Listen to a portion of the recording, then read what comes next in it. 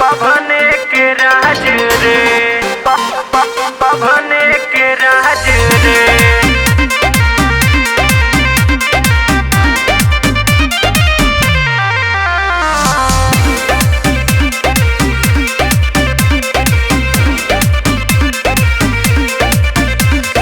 कलयुग द्वापर चाहे त्रेता सतयुग में हमनी के चलती चलल हर युग में रंगदारे नु हई हर युग में। कलयुग द्वापर चाहे त्रेता सतयुग में हमनी के चलती चलल हर युग में हर युग। अरे सागरी लाज बचवले बा हमारे समाज रे, धरती पर खाली चलेला बाभन के राज रे, धरती पर खाली चलेला हई बाभने के राज रे, बाभने के राज रे, बाभने के राज रे।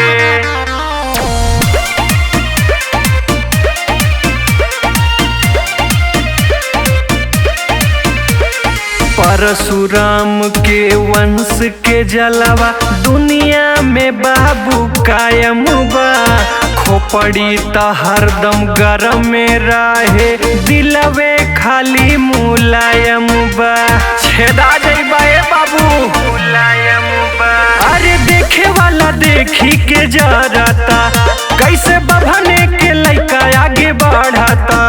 अरे काबो नहीं उतरल बा सर से ताज रे, धरती पर खाली चलेला बाभन के राज रे, धरती पर खाली चलेला हई बाभने के राज रे, बाभने के राज रे, बाभने के राज रे।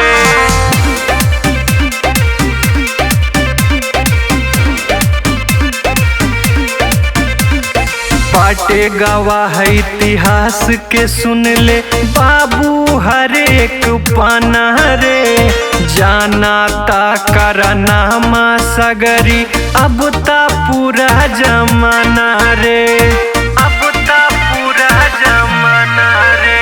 हरदम राहिल अपने ही धुन में, रंगदारी बाटे हमनी के खून में। अरे जाति पाय अपन अनुराग सासी के बाड़े तनाज रे, धरती पर खाली चलेला बाभन के राज रे, अरे धरती पर खाली चलेला हई बाभने के राज रे।